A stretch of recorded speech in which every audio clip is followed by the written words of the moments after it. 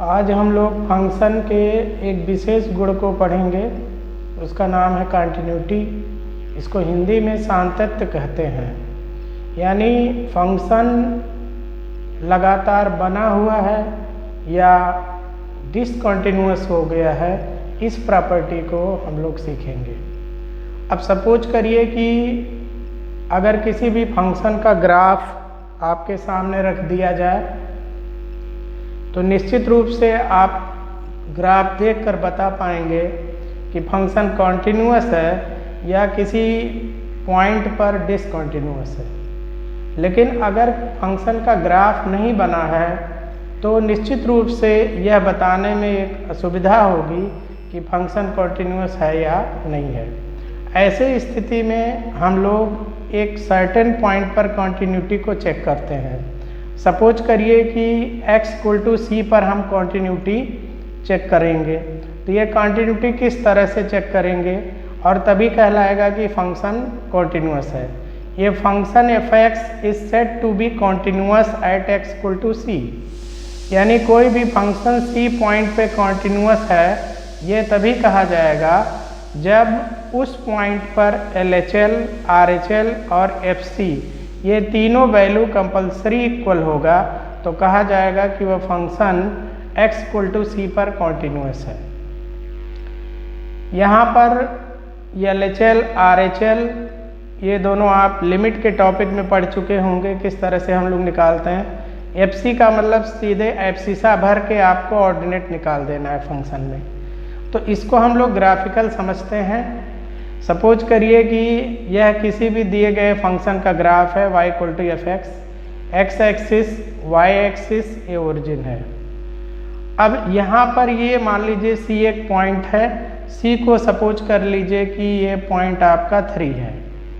तो सपोज करिए कि इस 3 पॉइंट पर हमको कॉन्टिन्यूटी चेक करना है, तो उस कंडीशन में हम c के 2 नेबरहुड पॉइंट लेंगे।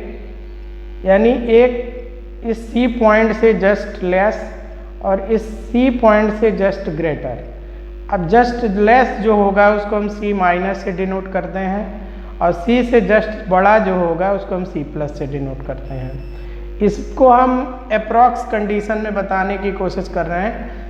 जैसे ये पॉइंट अगर 3 है तो C माइनस का मतलब हो जाएगा 2.99999 एंड सो ऑन।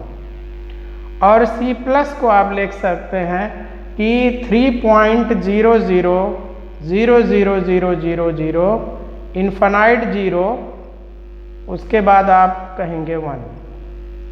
तो ये दोनों नेबरहुड पॉइंट पर आप ऑर्डिनेट की वैल्यू निकालते हैं। तो C माइनस पर जो ऑर्डिनेट की वैल्यू होती है इसको हम मैथमेटिकली LHL कहते हैं, और C प्लस पर जो ऑर्डिनेट की वैल्यू होती है उसको हम RHL कहते हैं, और C पॉइंट पर जो ऑर्डिनेट होगा उसको हमने FC से डिनोट किया है। तो अगर LHL, FC और RHL ये तीनों इक्वल अगर है तब हम कहेंगे कि यह फंक्शन C पॉइंट पर कॉन्टिन्यूअस है। यानी यहाँ पर फंक्शन में कोई डिसकंटिन्यूअस नेचर नहीं है। यानी कुल मिला के कंक्लूजन ये निकला कि अगर हम बिना ग्राफ प्लॉट किए किसी फंक्शन के कॉन्टिन्यूटी को चेक करना होगा तो हमको 3 वैल्यू निकालनी होगी। उस पॉइंट पर ऑर्डिनेट की वैल्यू यानी FC, LHL और RHL। अब इसको हम लोग स्टेप में कैसे लिखेंगे इसको थोड़ा देखिए। LHL = limit x→c minus f(x). इस कंडीशन में आप पुट करेंगे on putting x=c minus h। यहाँ पर h बहुत ही स्मॉलेस्ट वैल्यू है, ये लगभग टेंड्स टू 0 कंडीशन में लिया जाता है, या आप लिमिट में पढ़ चुके होंगे। तो इसके बाद का स्टेप हो जाएगा limit h→0 f(c minus h). इसको आप फंक्शन में सब्स्टिट्यूट करेंगे और लिमिट के अकॉर्डिंग सॉल्व कर देंगे, LHL की वैल्यू निकल आएगी। इसी तरह से जो RHL आपका है, RHL = limit x→c plus f(x). इसमें आप लिखेंगे on putting x=c plus h, और ये अगला स्टेप आपका बनेगा limit h→0 fc plus h। फिर इसको हम फंक्शन में प्रॉपर पुट करेंगे और इसको लिमिट के रूल के अकॉर्डिंग सॉल्व कर देंगे तो RHL की वैल्यू मिल जाएगी।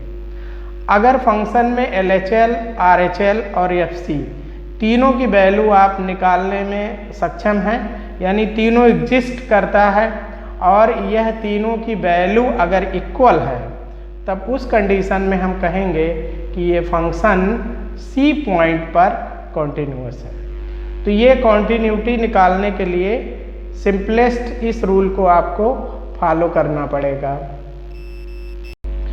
इसके बाद हम लोग डिसकॉन्टिन्यूटी देखेंगे कि कितने तरीके का होता है, काइंड्स ऑफ डिसकॉन्टिन्यूटी। तो इसमें सबसे पहला है रिमूवल डिसकॉन्टिन्यूटी, मतलब ऐसी डिसकॉन्टिन्यूटी जिसको हम दूर कर सकते हैं। तो इसके लिए कंडीशन ये होता है LHL equal to RHL but not equal to FC। अगर कोई C पॉइंट पर हम फंक्शन को देखेंगे तो वो डिसकॉन्टिन्यूअस होगा। आपको मालूम है कि जब ये तीनों इक्वल होता है तभी कॉन्टिन्यूअस होता है। डेफिनीशन के अकॉर्डिंग ये कंडीशन बनेगा। इसको ग्राफ से हम लोग देखते हैं। पहला कंडीशन है, देखिए x axis, y axis, origin. अगर इस तरह से ग्राफ आपका बना है और यहाँ पर डिसकॉन्टिन्यूअस होके फिर आगे बन जा रहा है, तो यहाँ पर देखिएगा ये पॉइंट C है। अब C सपोज करिए ये पॉइंट 2 है, तो इस C पॉइंट का जो LHL नेबरहुड पॉइंट है, इस पर जो ये वैल्यू है ये LHL है, और इसका जो राइट हैंड लिमिट है ये वैल्यू ये है। तो अगर LHL और RHL इक्वल है लेकिन FC अनडिफाइंड है, तो उस कंडीशन में इसको हम लोग रिमूवल डिसकॉन्टिन्यूटी कहते हैं, क्योंकि अगर हम FC की वैल्यू LHL और RHL के इक्वल कर दें तो ये जो डिसकॉन्टिन्यूअस है वो कॉन्टिन्यूअस हो जाएगा। दूसरा ग्राफ आप देखिए, इस ग्राफ में LHL और RHL दोनों की वैल्यू इक्वल है, लेकिन जो FC की वैल्यू है वो डिफ़र है। तो अगर हम ये FC की वैल्यू को LHL और RHL के इक्वल कर दें तो ये भी फंक्शन आपका कॉन्टिन्यूअस हो जाएगा। यानी ये दोनों फंक्शन डिसकॉन्टिन्यूअस है, लेकिन इसके डिसकॉन्टिन्यूअस नेचर को हम रिमूव कर सकते हैं, इसलिए हम इसको कहते हैं रिमूवल डिसकॉन्टिन्यूटी। दूसरा हम लोग देखते हैं नॉन रिमूवल डिसकॉन्टिन्यूटी। तो नॉन रिमूवल डिसकॉन्टिन्यूटी का मतलब ऐसी डिसकॉन्टिन्यूटी जिसको हम दूर नहीं कर सकते हैं, डिसकॉन्टिन्यूअस नेचर को हम नहीं ठीक कर सकते हैं। देखिए ग्राफ इस तरह से आया है, फिर ये डिसकॉन्टिन्यूअस हो गया, फिर ग्राफ आगे बन रहा है। यहाँ बहुत ठीक से आप देखेंगे कि अगर ये पॉइंट है आपका है C, यह पॉइंट आपका C है, तो FC की वैल्यू जो है वो यहाँ पर FC की वैल्यू ये है, LHL ये है, RHL ये है। तो यहाँ देखिएगा LHL और RHL दोनों डिफ़र हैं। तो इस कंडीशन में हम इस डिसकॉन्टिन्यूअस नेचर को कॉन्टिन्यूअस में कन्वर्ट नहीं कर सकते हैं, क्योंकि इसी के इस नेबरहुड पॉइंट पर LHL की वैल्यू अलग है और जस्ट RHL की वैल्यू अलग है। तो इसलिए इस डिसकॉन्टिन्यूटी को हम कॉन्टिन्यूअस नेचर में चेंज नहीं कर सकते हैं। दूसरा आप देखेंगे कि LHL की वैल्यू और FC दोनों इक्वल है, LHL और FC दोनों इक्वल है, लेकिन RHL की वैल्यू अलग है। तो इस तरह के भी डिसकॉन्टिन्यूअस नेचर को हम रिमूव नहीं कर सकते हैं, ठीक है। तो इस तरह से ये जो आपके ग्राफ हैं ये ऐसे डिसकॉन्टिन्यूअस कर्व हैं जिनको हम कॉन्टिन्यूअस कर्व में चेंज नहीं कर सकते हैं। तो इस तरह से डिसकॉन्टिन्यूअस ग्राफ दो तरीके का होता है, एक आपका नॉन रिमूवल और दूसरा आपका रिमूवल डिसकॉन्टिन्यूटी। अब इसके बाद हम लोग एक क्वेश्चन डिस्कस करते हैं कॉन्टिन्यूटी का।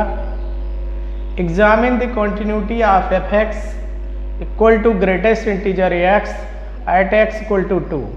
ये एक पॉइंट लिया जा रहा है एब्सिसा, इस पर हमको चेक करना है कि ये फंक्शन कॉन्टिन्यूअस है या डिसकॉन्टिन्यूअस है। तो f(x) equal to greatest integer x at x equal to 2 आपको मालूम है कि कॉन्टिन्यूटी चेक करने के लिए हम लोग 3 पॉइंट पर डिस्कस करते हैं। जिस पॉइंट पर हमको कॉन्टिन्यूटी चेक करना होता है ना, उसकी वैल्यू हम सीधे फंक्शन में पुट करते हैं। इसको हमने आपको बताया FC, फिर LHL निकालेंगे और RHL निकालेंगे। तो F2 की वैल्यू हम लोग पुट कर रहे हैं इस फंक्शन में। तो ग्रेटेस्ट इंटीजर 2, अब 2 का ग्रेटेस्ट इंटीजर 2 होगा, ये आपका कंडीशन नंबर 1 हो गया। LHL limit x tends to 2 minus fx।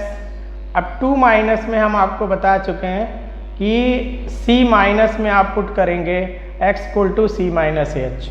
तो 2 माइनस है तो यहाँ पुट करेंगे x equal to 2 minus h, और आपकी ये जो वेरिएबल x है वो h वेरिएबल में कन्वर्ट हो जाएगा और h टेंस टू 0 हो जाएगा। x की जगह सब्स्टिट्यूट किया गया 2 माइनस h।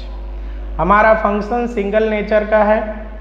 अगर ये मल्टीपल नेचर का होगा तो इस वैल्यू को देख करके सुटेबल कंडीशन में हम लोग सब्स्टिट्यूट करेंगे, लेकिन ये 2 माइनस h को यहाँ पुट करेंगे तो ये आपका बनेगा limit h tends to 0 greatest integer 2 minus h। देखिए एक पॉइंट यहाँ पर ध्यान देंगे कि अगर मॉड्यूलस फंक्शन है, ग्रेटेस्ट इंटीजर फंक्शन है, फ्रैक्शनल वैल्यूड फंक्शन है, तो इस फंक्शन को बिना ठीक किए हुए हम इसमें लिमिट नहीं सब्स्टिट्यूट करेंगे। ये मिस्टेक आप नहीं करेंगे कि h की वैल्यू 0 पुट कर दीजिए और आंसर आप 2 बता दीजिए। 2 माइनस h मतलब 2 में से very little less tends to 0 हम सब्ट्रैक्ट करेंगे तो ये आपका हो जाएगा 1.9999 एंड सो ऑन लगभग, और इसका ग्रेटेस्ट इंटीजर 1 हो जाएगा, यानी 2 माइनस h का ग्रेटेस्ट इंटीजर 1 होगा। ये पॉइंट आप ध्यान दीजिएगा। फिर h टेंस टू 0 इसमें आप अप्लाई करेंगे, h वेरिएबल है ही नहीं है इसलिए इसका वैल्यू होगा 1। तो ये पहला मिला आपका 2 F2 की वैल्यू, और देखिए LHL आपका 1 हो गया। इन्हीं दोनों के आधार पर आप कह सकते हैं कि ये फंक्शन डिसकंटिन्यूअस है। श्योर हो गया, लेकिन फिर भी इसके बावजूद हम आपको RHL निकाल के दिखा रहे हैं। RHL में आप स्टेप लिखेंगे limit x tends to 2 plus fx, इसमें आप पुट करेंगे x equal to 2 plus h।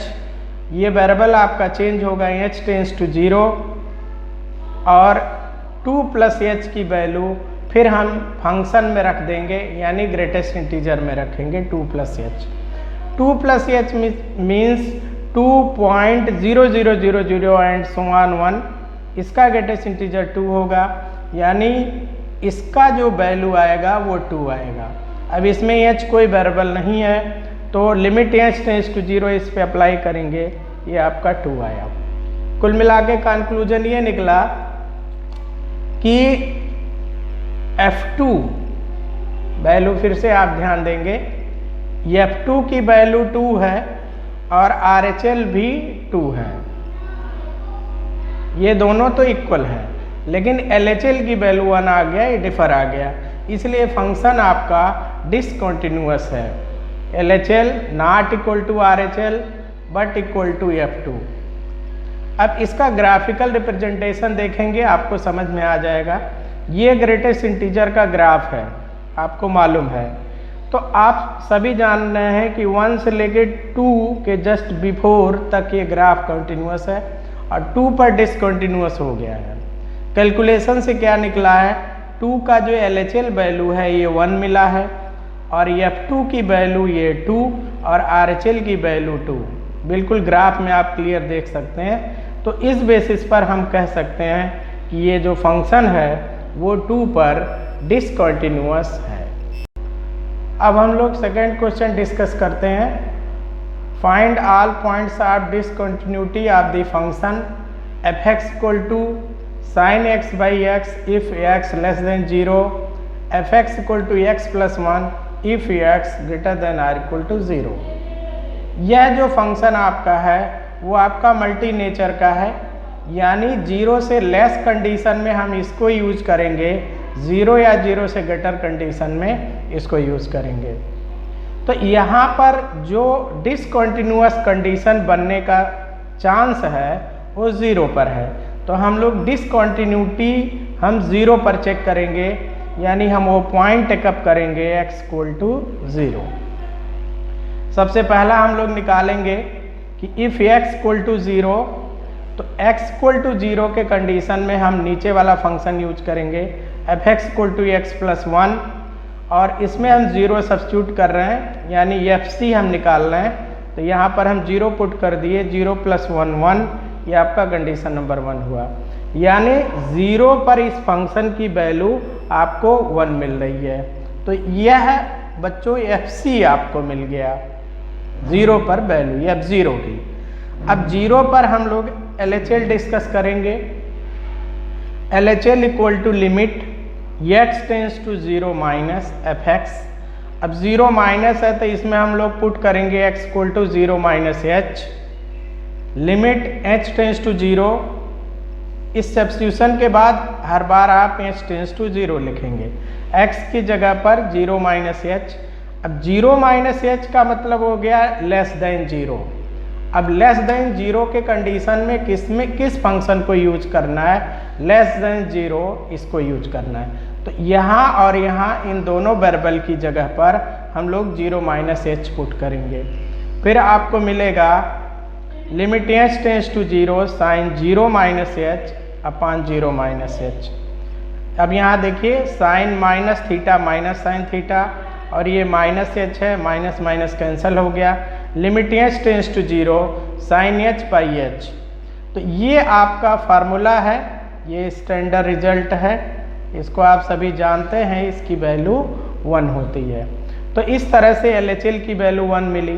तो f0 1 और LHL 1, अब ये दोनों वैल्यू इक्वल है, इसका मतलब अब हमको RHL जरूर चेक करना चाहिए। अभी इन दोनों के आधार पर हम नहीं कह सकते कि ये फंक्शन कॉन्टिन्यूअस है।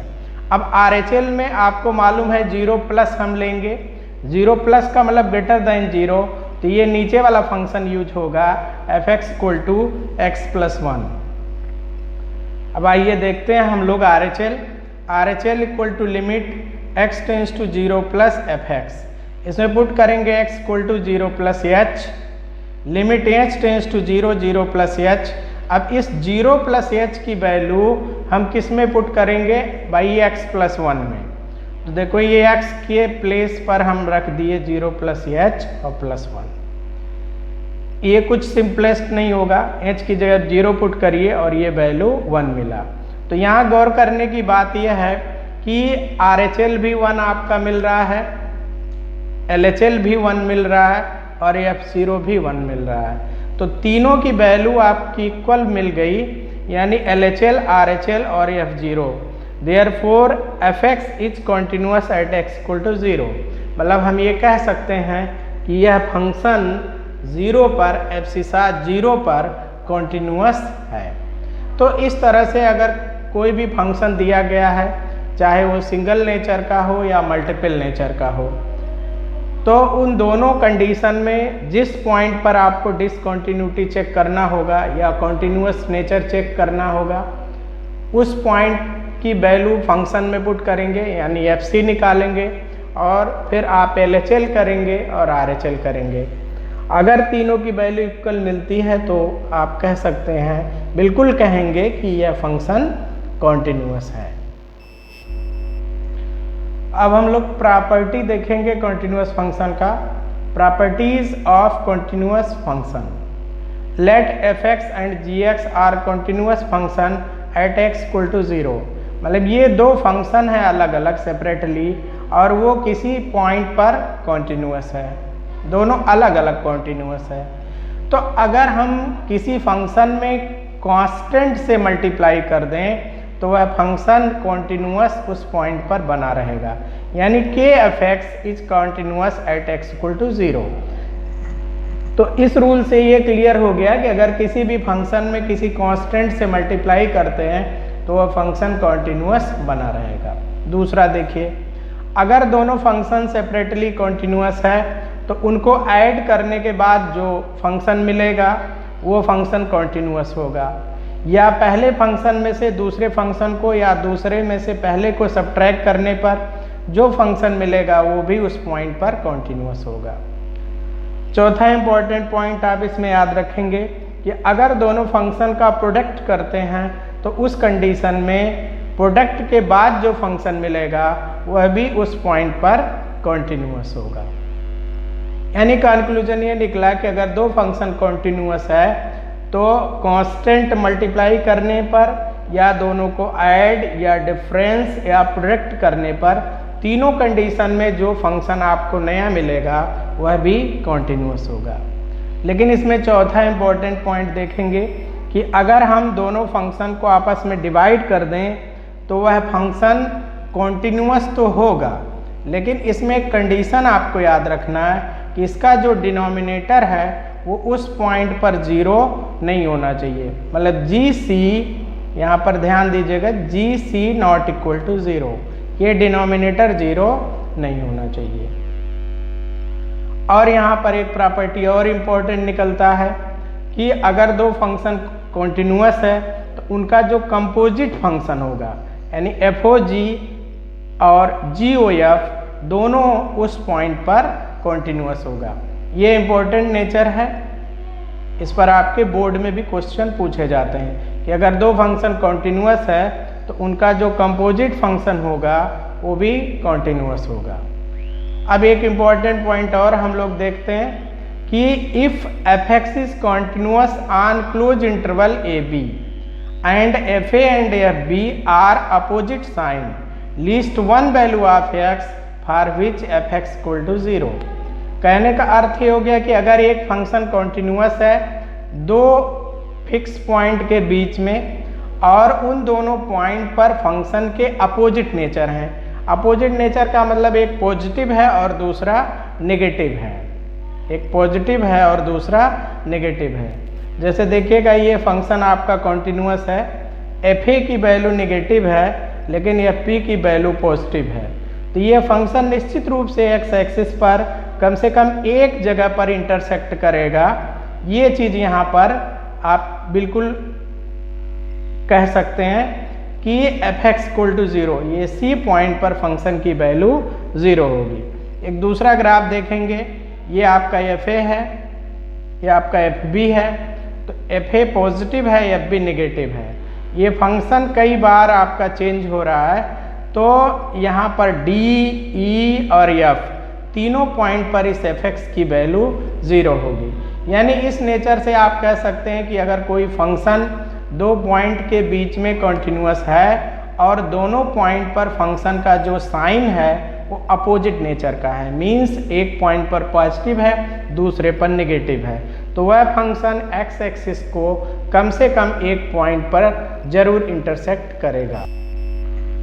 सिंपली कंपटीशन में कॉन्टिन्यूटी चेक करने के लिए या कॉन्टिन्यूअस डिसकॉन्टिन्यूअस डिस्कस करने के लिए आपको तमाम फंक्शन के ग्राफ आने चाहिए ठीक प्रकार से। जैसे देखिए f x equal to sine x, ये साइन एक्स का ग्राफ है, तो जो साइन का ग्राफ होता है वो कहीं भी डिसकॉन्टिन्यूअस नहीं होता है। इसी तरह से जो कास का ग्राफ होता है वो भी डिसकॉन्टिन्यूअस कहीं नहीं होता है। लेकिन वहीं पर अगर आप टैन को आप देखेंगे तो जो टैन का ग्राफ है वो इस तरह से आपका बनता है, यानी -π/2 पर, π/2 पर, 3π/2 पर इन पॉइंट्स पर ग्राफ आपका डिसकॉन्टिन्यूअस हो गया है। तो ये टैन का नेचर है। इस तरह से कुछ जो आपके स्पेशल फंक्शन होते हैं उनके डिसकॉन्टिन्यूअस और कॉन्टिन्यूअस नेचर को आपको याद रखना चाहिए। इसी तरह से आप तीसरा देखेंगे greatest integer function f x equal to greatest integer x, इसका इस तरह से स्टेप ग्राफ बनता है और ये इंटीजर पॉइंट पर डिसकॉन्टिन्यूअस हो जाता है। जैसे देखिए -1 पर ब्रेक हो गया है, 0 पर डिसकॉन्टिन्यूअस है, 1 पर ग्राफ यहाँ बनने के बाद फिर यहाँ से स्टार्ट हो रहा है, 2 पर भी डिसकॉन्टिन्यूअस है, इस तरह से 3 पर डिसकॉन्टिन्यूअस है। तो अगर सिंपल ग्रेटेस्ट इंटीजर फंक्शन है तो इंटीजर पॉइंट पर वह डिसकॉन्टिन्यूअस होता है। तो इस तरह से आप ढेर सारे फंक्शन जिनके ग्राफ आपको प्रॉपर आने चाहिए और उनके कॉन्टिन्यूअस डिसकॉन्टिन्यूअस नेचर आपको याद होना चाहिए। अब हम आपको कुछ लिमिट के इम्पोर्टेंट फार्मूले रिवाइज कर दे रहे हैं। Limit x tends to a x power n minus a power n upon x minus a equal to n a power n minus 1। Limit x tends to 0 sine x by x equal to 1। इसी तरीके से limit x tends to 0 tan x by x equal to 1। Limit के इन सभी फार्मूलों में एक चीज़ आप ध्यान रखेंगे कि जो वेरिएबल यहाँ यूज होगा वही यहाँ यूज होगा, वही यहाँ यूज होगा। ये तो हम एक फार्मूले में सर्कल कर बता रहे हैं, यही पॉइंट आप हर जगह ध्यान देंगे। जैसे जो हम आपका अगला फार्मूला है limit x tends to 0 e power x minus 1 by x equal to 1। इसको आप कह सकते हैं limit fx tends to 0 e power fx minus 1 upon fx this equal to 1। मतलब ये तीनों कैरेक्टर आपके सेम होने चाहिए। यही बात आपके लिमिट के सभी फार्मूलों में लागू होता है। अगला देखेंगे limit x tends to 0 a power x minus 1 by x this equal to log a base e। Base का बड़ा इम्पोर्टेंस होता है, इसको आपको सही से लिखना चाहिए, प्रॉपर लिखना चाहिए पूरे मैथमेटिक्स में। Limit x tends to 0 sine inverse x by x equal to 1। Limit x tends to 0 tan inverse x by x equal to 1। ध्यान दीजिएगा कि ये फार्मूला साइन tan में यूज होता है, चाहे सिंपल या इनवर्स के साथ। ऐसी बात कुछ कास के साथ नहीं होती है। एक और बहुत ही इम्पॉर्टेंट फार्मूला जो कंपटीशन में यूज होता है बहुत ज़्यादा, limit x tends to 0 bracket में 1 plus X whole power 1 by x equal to E. अगर लिमिट x टेंस टू 0 है तो उस कंडीशन में ये फार्मूला यूज होगा। और दूसरा, अगर लिमिट x टेंस टू आपका इन्फिनिटी है, limit x tends to infinity 1 plus 1 by x power x this equal to 1। दोनों फार्मूलों में आप ध्यान देंगे, इसका लिमिट टेंस टू 0 है, इसका limit x tends to infinity है। दोनों में थोड़ा सा चेंज आपका है। और फिर इसके बाद आप देखेंगे limit x tends to 0 log 1 plus x base e by x equal to 1। लेकिन अगर इसका बेस a हो जाता है, limit x tends to 0 log 1 plus x base a by x, तो ये होगा log e बेस a। तो यह बेस को जरूर ध्यान में रखिएगा जो फार्मूले log के हैं। इसके साथ कुछ एक्सपेंशन आप याद रखेंगे लिमिट के प्रॉब्लम को सॉल्व करने के लिए। 1 plus x power n equal to 1 plus n x plus n minus 1 by factorial 2x square plus and so on. log 1 plus x base e equal to x minus x square by 2 plus x cube by 3 minus x 4 by 4 plus and so on. e power x equal to 1 plus x by factorial 1 plus x square by factorial 2 plus x cube by factorial 3 plus and so on up to infinity. a power x equal to 1 plus x log a base e by factorial 1 x log a base e whole square by factorial 2, आगे whole cube by factorial 3 and so on up to infinity. कुछ trigonometry के भी expansion आप याद रखेंगे, जैसे sine x का expansion x minus x cube by factorial 3 plus x power 5 by factorial 5 minus x power 7 by factorial 7। इसी तरह से कास x का expansion 1 minus x square by factorial 2 plus x power 4 by factorial 4 minus x power 6 by factorial 6 plus and so on up to infinity. और last में tan का देखेंगे, tan x equal to x plus x cube by factorial 3 plus 2 by 15 x power 5 plus and so on up to infinity. तो अगर आप limit के problem कर रहे हैं तो उस कंडीशन में ये एक्सपेंशन और लिमिट के जो बेसिक फार्मूले हैं उन्हें आप प्रॉपर याद आपको होना चाहिए, तभी आप ठीक से सॉल्व कर पाएंगे। तो आप इस तरह से कॉन्टिन्यूअस प्रॉब्लम को सॉल्व करेंगे।